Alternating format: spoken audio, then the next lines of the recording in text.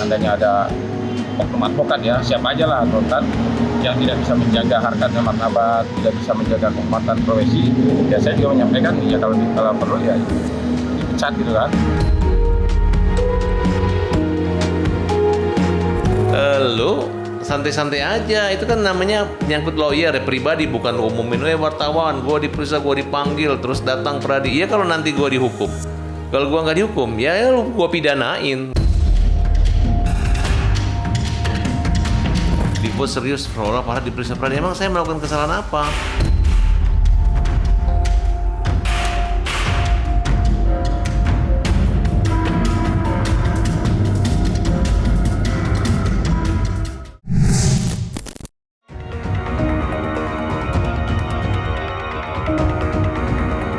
Hari berganti hari, bola panas kisruh donasi antara Agus Salim dan Pratiwi Novianti memang bergulir semakin liar serta merembet kemana-mana.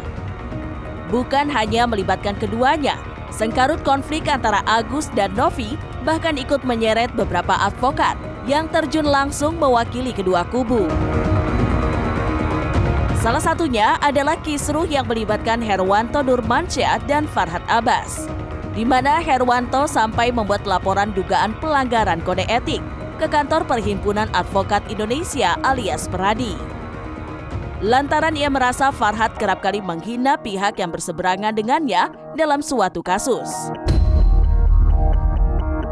Dan pada hari Jumat 13 Desember kemarin, Herwanto kembali mendatangi Peradi untuk menindaklanjuti laporannya terhadap Farhad.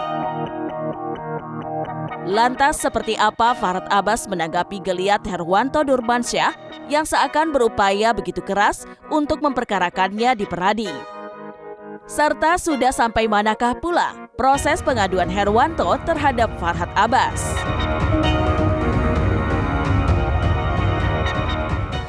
Karena ini kan sifatnya rahasia, konfidensial. Jadi tidak banyak yang perlu saya sampaikan. Karena yang jelas tadi saya dikasih pilihan. Apakah mau langsung ke Komnas Dewan Pengawas atau Dewan Kehormatan. Tinggal nanti dipikirkan apa tidak lanjutnya, nanti bisa tinggal pilih mau ke Dewan Pengawas atau Dewan Kehormatan.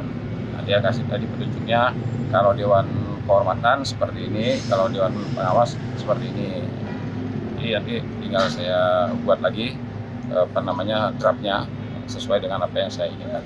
Jadi ternyata saya baru tahu ada jadi Dewan Pengawas sama Dewan Kehormatan beda. Dewan Pengawas itu ya seperti polisinya advokat lah gitu. Nah, mereka bisa bertindak aktif tanpa ada pengaduan. Tapi kalau Dewan Pengawas harus dengan pengaduan. Nah, jadi saya dikasih dua pilihan. Abang mau membuat laporan ke Dewan Pengawas atau Dewan Kehormatan. Tapi kan kemarin sudah kirim surat Dewan Kehormatan. Herwanto itu siapa? Dia pengacaranya siapa? Pengacara Novi, terus pindah jadi pengacara Donato. Kita ini sama-sama lawyer gitu. Belum ada perkara ini, belum ada perkara. Semua laporannya udah dicabut semua. Terus apa kepentingan dia? Katanya nggak melapor polisi nomor kode etik. Dia itu siapa? Organisasi advokatnya dia di mana gitu. Kan tujuannya hanya datang membuat formalitas kantor Peradi. Peradi katanya manggil dia, dipamerin nih dilaporin. Emang apa? Apakah seperti itu pengacara yang baik ya? Nah, justru saya berpikir ya cepat aja diperiksa. Kita lihat apakah secara etika Pradi mengatasi laporan-laporan seperti itu. Nggak bisa kelihatan rekam jejaknya ya. Ketika saya membela kaum yang lemah, tiba-tiba ada orang yang bersekutu yang dengan kelompok saling mengatur, membuat suatu manuver seolah-olah dibuat serius, seolah parah diperiksa Pradi. Emang saya melakukan kesalahan apa? Dia berjalan ya berjalan artinya ya sesuai dengan apa yang saya sampaikan kemarin kan. Ya, artinya kalau seandainya ada oknum advokat ya, siapa aja lah advokat yang tidak bisa menjaga harkat dan martabat, tidak bisa menjaga kehormatan profesi, ya saya juga menyampaikan ya kalau perlu ya dipecat gitu kan. Nanti saya sampaikan melalui surat. Biasa aja kali, lu harusnya lu santai-santai aja. Itu kan namanya nyangkut lawyer ya, pribadi, bukan umumin wartawan, gue diperiksa, gue dipanggil, terus datang Pradi. Iya kalau nanti gue dihukum. Kalau gue nggak dihukum, ya lu gue pidanain. Sejak awal kan mengatakan, ya bukan hanya Eva ya, artinya oknum advokat mana siapa saja. Saya juga sering melaporkan advokat ya, yang menurut saya begini, advokat ini adalah profesi yang mulia, penegak hukum.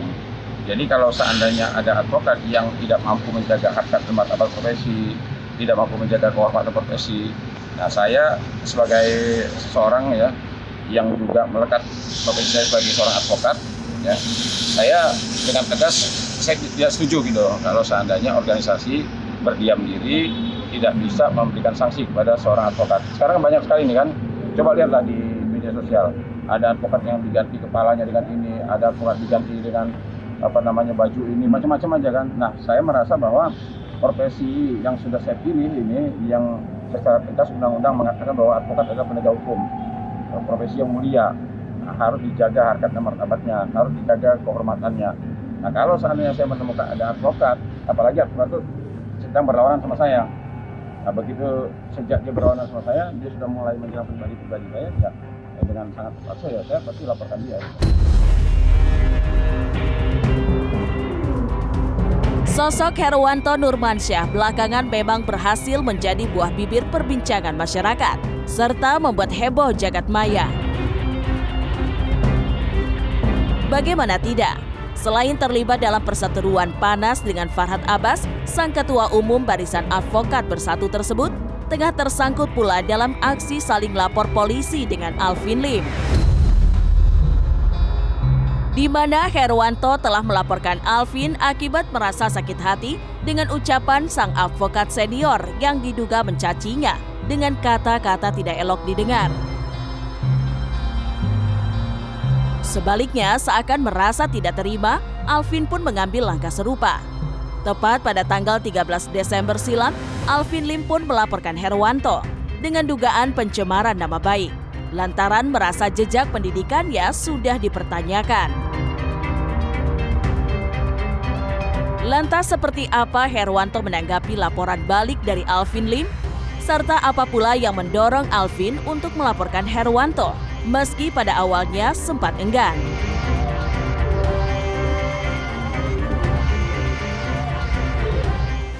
Sebenarnya saya nggak mau laporin mereka ya, supaya teman-teman tahu. Cuma karena mereka melapor lebih dulu, makanya saya lapor di situ. Karena saya merasa sebenarnya kalau yang bersiteru itu antara Agus sama Novi, seharusnya biar Agus sama Novi aja gitu loh ya.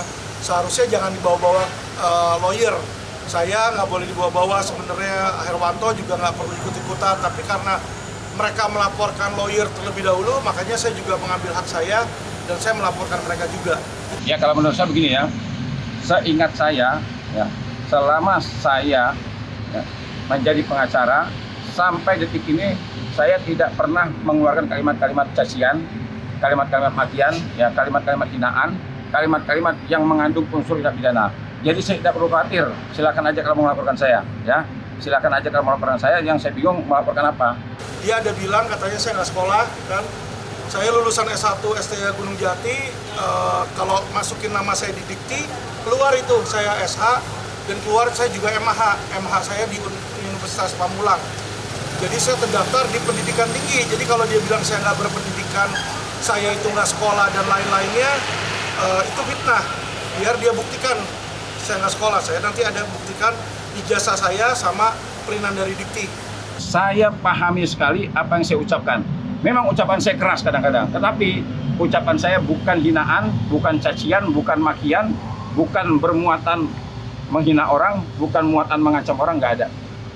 Nah, jadi saya tidak khawatir, silakan aja kalau dia melaporkan, kalau laporannya diterima. Tapi saya sangat menyadari, ya, sekali lagi, saya sangat menyadari ketika saya mengeluarkan kalimat-kalimat hukum saya, pendapat hukum saya pastikan kalimat yang keluar dari mulut saya pertanggungjawabkan dunia dan akhirat. Ini kan saling mengejek antara dia sama saya. Dia ngejek saya ngejek dia, kan hal yang normal. Jadi kalau dia laporin saya karena ngejek dia, saya juga akan laporin dia karena mengejek saya. Itu aja.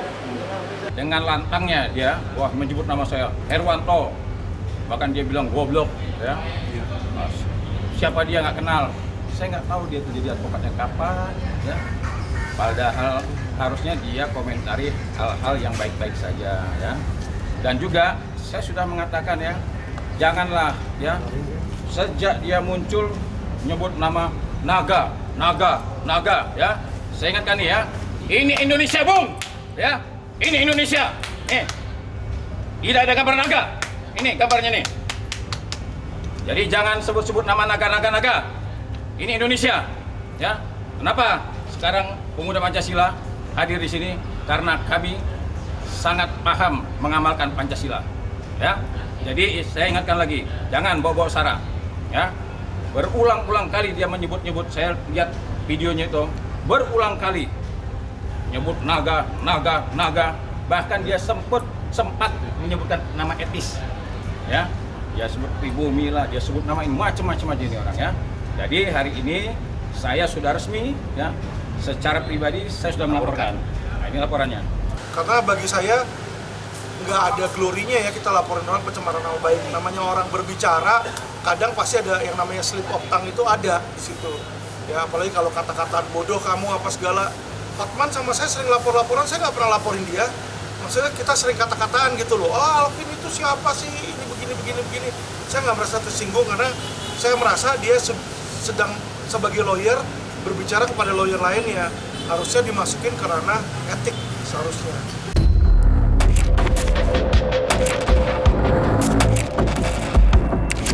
Tinggal selangkah lagi perdamaian berhasil digenggam. Kisru Agus dan Novi kini kembali meledak panas. Bahkan potensi pecah kembalinya masalah pun dirasa semakin besar seiring berjalannya waktu. Bagaimana tidak, Agus dan Novi saja sudah mulai terlibat kembali dalam aksi saling lapor. Tak tanggung-tanggung, Agus bahkan sampai rela berjalan tertatih-tatih di tengah kondisinya yang tidak prima, demi melayangkan laporan untuk Novi akibat perkara yang diungkap Alvin Lim. Lantas seperti apakah pandangan sederet advokat netral terkait kembali memanasnya konflik antara Agus dan Novi? Serta mungkinkah pula sengkarut konflik tak berujung itu tidak lepas dari campur tangan para advokat yang terlibat di dalamnya?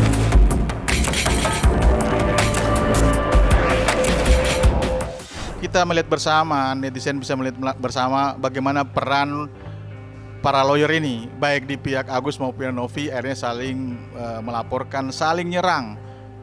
Ini menandakan bahwa setiap pengacara yang ada di situ terlibat di situ hanya untuk mencari panggung. Itu jelas. Karena apa? Kenapa saya katakan demikian? Karena mereka tidak fokus pada substansi masing-masing. Apa duduk perkaranya? Kenapa sampai saat ini netizen atau akun-akun TikTok tersebut masih menyerang Agus? Saya melihat karena Agus tidak pernah berhenti untuk membuat statement-statement di media. Sepertinya Agus tidak memikirkan terkait mata yang harus diobati. Dia hanya saya lihat mementingkan berstatement di media, kemudian lapor sana, lapor situ, selalu mengikuti arahan daripada pengacaranya. Kalau arahan itu memang positif, bagus, ya tentu harus diikuti. Tapi kalau ini cuma lapor sana, lapor sini, apalagi baru-baru ini lapor di Mabes Polri terkait akun TikTok tersebut, ini kan jadi bingung masyarakat Indonesia. Padahal sudah bagus. Dari pengacara sebelumnya yaitu Farhad Abbas sudah mencabut laporan-laporan di Polda Metro Jaya, laporan pidana ke pihak Novi. Namun kali ini timbul lagi laporan. Ini saya pikir kembali kepada Agus. Kalau Agus betul-betul punya hati nurani, sudahlah. Harusnya dia berbeda pandangan. Saya lihat dia dilaporkan, dia juga udah melaporkan, termasuk tadi juga. Nah jadi menurut saya ya mentalnya saudara Alvin Lim dengan Rasman tuh nggak jauh-jauh beda. Jadi kalau digituin dia pasti akan melawan. Orang dia mati aja nggak takut, apalagi yang itu. Cuma saya hanya satu minta, kalau kalian serius untuk ngurusi Agus, bawa berobat. Kasus ini tidak selesai-selesai karena Agus tidak berobat-berobat. Jadi Agus berobat, udah close. Saya kasihan. Sekarang dipersoalkan Yayasan Novi, terus dipersoalkan Agusnya. Yang perang entah siapa, Agus nggak berobat-berobat, sana dipersoalkan. Maksud saya udahlah, menteri udah turun loh, hargai itu negara. Negara sudah hadir untuk kebaikan ini. Novi sama Agus sudah damai, seharusnya selesai kan? Selesai, cuman kan Novi terprovokasi, Agus terprovokasi juga. Jadi kadang-kadang yang mereka terprovokasi atau mereka itu diprovokasi oleh pengacaranya masing-masing. sama pengacara-pengacara yang pengen ikut nimbrung. Terkait statement Alvin Lim juga saya lihat itu sudah sangat berlebihan. Itu sudah menuduh, iya kan? Apalagi tanpa bukti yang menyatakan bahwa Novi selain pramugari juga punya pekerjaan sampingan yang lain, notabene pekerjaan negatif. Ini kan statement yang sembarang disampaikan oleh Alvin Lim. Ini harus diuji kan gitu. Dia punya bukti tidak? Nah ini makanya akhirnya Novi melaporkan Alvin juga lapor balik. Nah ini kan terjadi saring lapor. Selanjutnya juga saya melihat di media statement yang disampaikan oleh Alvin Lim beberapa waktu lalu, yaitu dia menyatakan bahwa dia adalah salah satu anak dari 9 naga. Ini pernyataan yang hanya untuk menyombongkan diri, tidak pada substansi yang dia tangani. Harusnya kan seorang lawyer dia tidak usah kemana-mana, bicara substansi saja, apa yang menjadi permasalahan hukum antara Agus dan Novi.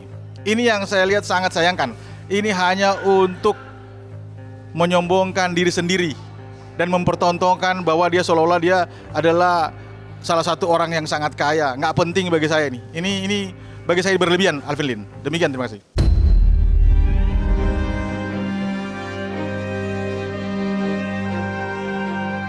Nah, selesai sudah Cumi Lovers?